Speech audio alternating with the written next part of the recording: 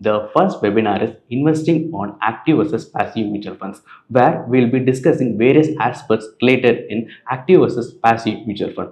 The second webinar is Investing for Your Children Higher Education. This webinar is women's only webinar. These first two webinars will be hosted in Tamil language.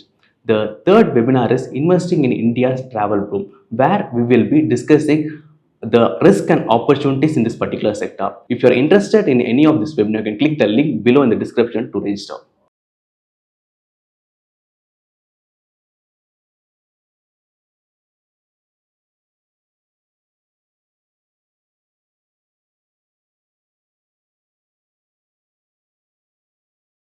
In this episode of Talking Straight with Shyam Sekhar, we will look into his journey in his early 30s. So, let's get to it. So 30s is an inflection point for people in their lives. Now, before you fill into that big shoes, in your 25s, you have the liberty to go out and explore, have some fun, and you do whatever, you've given that particular freedom. So did you early on get that freedom, and when did you realize that I need to take myself very seriously from here on, and then how did you change that particular mindset of yours? See, as times change, there is definite shift in notion of freedom. First, what is freedom? If you are 21, if you have a choice to do whatever you like to do, you call it freedom, right? If you don't want to go to work, you call it freedom. If you want to study as long as you wish to, you call it freedom.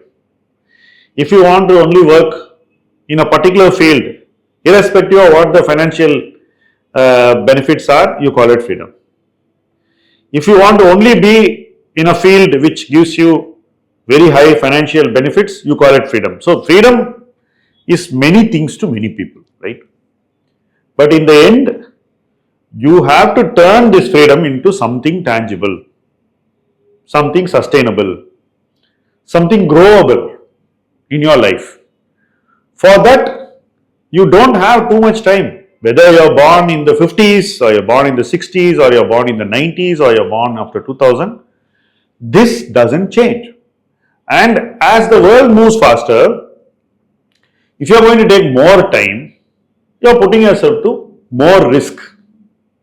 So, while there is more freedom today to choose what you want to do, it comes with a certain responsibility to accomplish and become very clear about what you really like doing within reasonable time. What I think people are doing today is they are taking that freedom without the responsibility or without adequate sense of responsibility. And it may sound a bit accusatory, but it's a fact of life. Maybe 2 generations before, or let's say in your father's generation, that luxury did not exist. You have that luxury, which I see as a problem. Many people see that as a benefit, but I see it as a problem clearly, because I see people taking life lightly at a time when they should take themselves more seriously, right? If you take yourself more seriously, apply yourself better, then you use your freedom correctly, and whenever you use your freedom correctly in life, it gives you more freedom, right? We are talking about fire. People want to retire at 35 and 40. You're seeing all these conversations. The simple and honest truth is, if you want that, then you have to apply your freedom very correctly when you're very, very young. You can't be like a gypsy and be bohemian in your life and then expect yourself to get fire at 35. I mean, you should be extremely lucky to achieve that. I mean, you should have a horoscope that lets you do that. Otherwise, it's not going to happen. I'm just telling you, only luck can make it happen if you're like that. Whereas if you really want to make it happen, you have to work. You have to use your freedom correctly to become that person who gets everything early in life, who gets everything when he needs it, right? None of this is incidental, or none of this is coincidental, none of this is accidental. It is all application driven. That is the point I am trying to tell you. So the freedom is your fuel, which you apply correctly. And when you apply your freedom correctly, you are going to get what you want. Have you seen that, in this generation, do you still see a set of young people where they have sacrificed luxury, and they said, no, I want to work on getting this particular freedom. Do you think it's easy? Because here we are in that assumption that no, if I don't take my freedom in my own hands today, I will not be able to live my life, at 40 or 45, something of that sort. See, it depends upon where you are coming from, Harshil. Suppose you are from a family which already has 1 or 2 cars. I'm giving a simple example. Suppose you are a family which already has 1 or 2 cars. Then you are going to get these luxuries without your trying too hard. Generally. That is the current situation. Whereas if you are from a family which probably had 1 scooter or 1 motorcycle, you are getting to a car is not such a simple transition. Because there will be a lot of other things you need to do before you come to this point. Whereas if you already have it, you come there straight.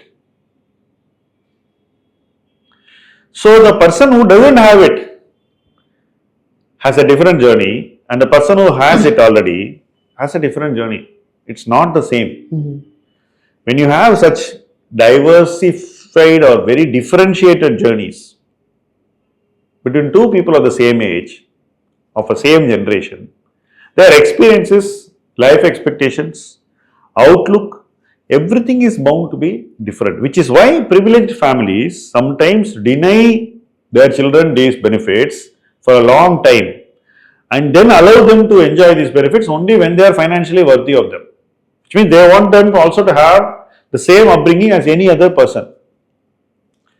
But I see this diminishing. But I definitely see this diminishing. So people take privileges for granted, which means they have more freedom and they get used to these privileges. And from that, entitlement tends to thrive and grow, which is not a healthy thing, in my opinion. That's not a great thing to create in the next generation, but it is also the inevitable reality. I am not going to pretend that it is otherwise. No, see, because I understand that this is a generation that does not listen, right? And in one of our conversations, you said that today, I used to get 20 years of free experience and free knowledge from my mentor, right?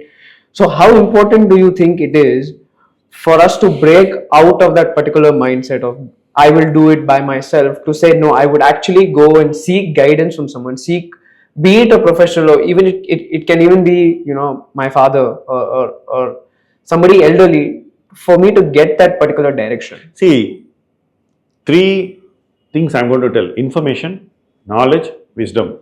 These are 3 different things.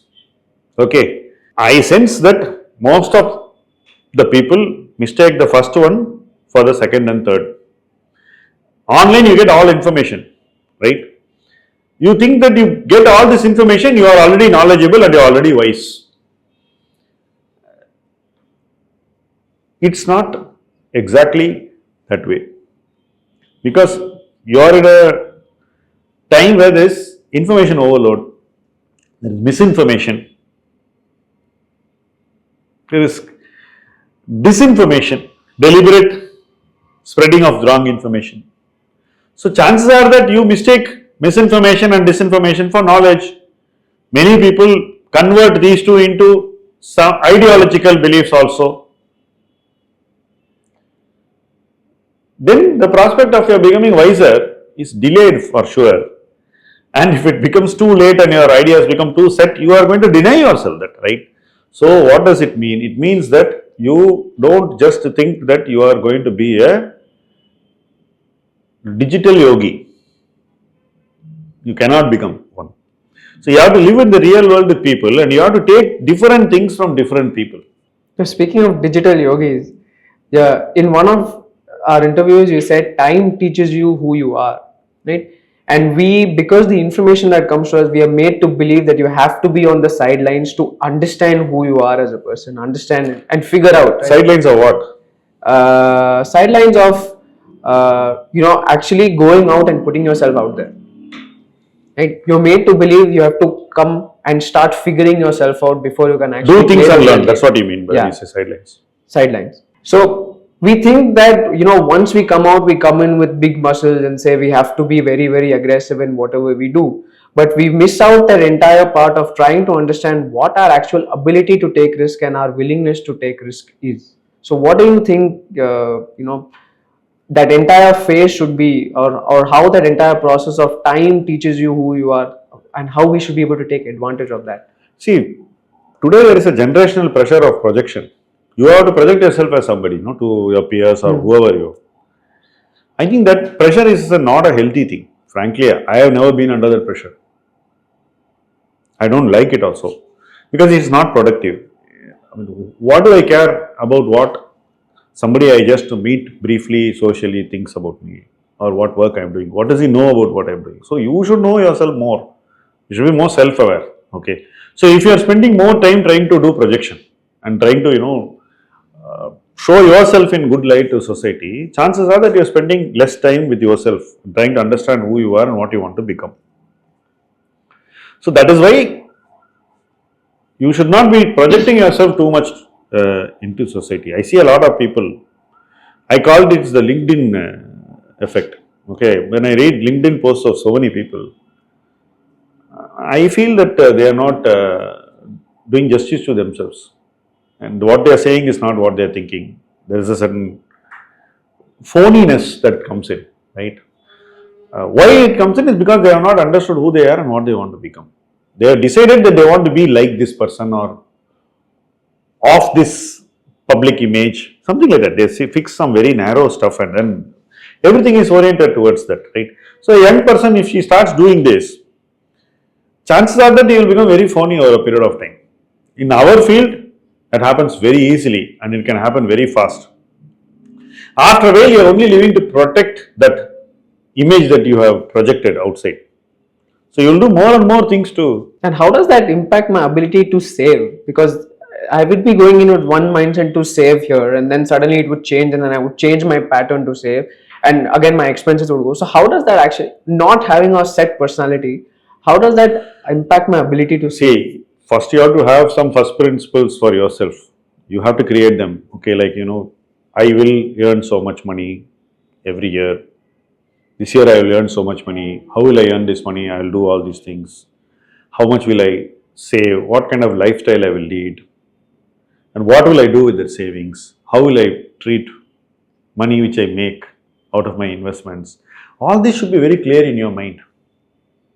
When you are clear in your mind, you deal with yourself better. And every year you are bound to revise this. You should, like this time of the year, you start thinking how you will deal with yourself in the next year. It's a very normal thing. And how you will become a better version of yourself. When you do this, you start evolving and you start becoming clearer about yourself. Then you will not lend yourself to impulse and living by what others expect of you. Lot of people today live by what others expect of you. Right? For example, today no one will buy a hatchback car. Why? Why can't it be a first car? I'm asking a simple question. No one will want to buy a second-hand car also. Why? You are getting a 50,000 kilometer run car quite cheap. But you are worried about what others will think. And if you are not the type who drives around, I would think that you don't even need a car. And if you have public transport that will take you to your workplace and back and you're quite comfortable, why would you need to misallocate capital and keep a car? You can always invest and create money out of it. It depends upon your life circumstance. Suppose you're on a job that involves going around and meeting people, then you will need a vehicle. Suppose you're on a desk job which is just, let's say 9 to 6 or whatever, right? And you've got a metro right outside your house and outside your office, then you don't need that SUV, right? But you think, what will my neighbors think of me? What will my peers think of me? What will my social circle think of me? Then what happens is you start living by the standards set by others for you. And why does this happen? Because you have not set your own standards. If you set your own standards, say, I'm not going to do this, you will not do it. Speaking of expectations and living by other standards, right? So today, we come at this point around 30s or 35 somewhere where you have a genuine transfer of, You start becoming custodian of generational wealth. And if I see my peers, if I see people of my age, they want to get things right. It should be perfect. There should be no scope of error, and that can become very overwhelming. Right? Already there are many things that, if you're not set in terms of what you want to achieve out of yourself or how you want to be, that transfer itself will not go very, very smoothly. And we have always spoken from the point of what should a parent do, how the parent should bring up their particular child, how the parent should have conversations with them, what type of conversations happen with them. But from my standpoint, I am always thinking, okay, what do I need to do so that I can do justice to the wealth that is actually coming to me? So, what is Gen 1 telling Gen 2 when it transfers wealth? And when do you start saying this? In most families, this conversation doesn't happen at all. Person dies and then the other fellow takes over and then he starts doing it his own way. Another thing is, like a partition happens, circumstances are not so great. So then, people get what they want and they actually start on a note of emotional churn. For example, when these partitions happen and generational wealth is transferred, the primary emotion is anger and the second emotion is sense of urgency. This is not the way generational wealth should be transferred at all. So the preparation is a very, very important part which neither the person transferring the wealth takes seriously because he doesn't want to open up before it is the right time. And the receiving person is so overconfident that he thinks that the guy before doesn't know anything, and when he gets everything, he will, make everything hunky-dory. And he thinks no preparation is required. These are all it's real. Unspoken, assumed. Right? In my view, this is a perfect setting for disaster actually. See, anything that is transferred from one generation to another requires a lot of preparation. It requires a lot of preparation. The next generation should be prepared to know what he is getting. He should know how all that came. Suppose you are getting a house plot, so having a big bungalow. You should know how that bungalow came into your wealth, who earned it, how they earned it, how they protected it against so many odds, why it was not monetized early, why it has been held in the same form till to this day, what's the emotional connect with the family, and what people expect of you when you receive this. So there is a backstory. When I said bungalow, it is easy to understand. Suppose I give you a business, it becomes complex because circumstances keep changing. How the business navigated through very different circumstances, when it thrived, when it struggled, when it fell, how it rose, there will be so many stories inside that one long script. Now, it is not enough for only the earlier generations to know and the receiving generation not to know. Many times, the parent or the Gen 1 thinks, why trouble all this with these people? They are never going to understand all this. They need not worry. Let those worries stay with us. Then Gen 2 thinks, I know everything. My father is a fool. Okay. And these two thoughts travel in the same compartment. Please understand. They are going in the same compartment. Now, when you are doing wealth transfer in this mode, it's a perfect recipe for disaster actually. So, wealth creation is not the most difficult thing. Transition is more difficult than creation. I tell you, I have seen this in multiple families. So, who should actually break the ice? Gen 1 or Gen 2? See, everybody has to do it. How can you say it is one person's responsibility? See, again, there is a sense of entitlement. You are subconsciously projecting it. I don't need to do anything. My father needs to tell me what is I need to know. It is his job. And what is your job? And then, who is to decide your job? Is it your father or you or somebody else? So that is why today you are seeing experts professors of management, focusing on family business transition. They are meant for that itself. There are specialists who are now enabling transition. And transition of wealth is becoming the biggest spot of bother for business families. It is the biggest worry. But it is a worry for everybody. It's not just business families. It is a very, very sensitive matter on which a lot of effort needs to be put in. My assessment, that effort should be put in right from the time you are identified a successor. Okay, suppose you are building a business and your children, you are hoping they will come in. You have to start very, very early. You can't wait for them to finish college and then you start talking about this, because by the time their ideas are got set in some other direction totally. So if you are going to start this subject when they are not even willing to listen, you have missed that runway to do the preparation and you have little time left. Then it's a mess. Let's take a small pause here. I have a lot more questions to ask him. So stay tuned for the next part.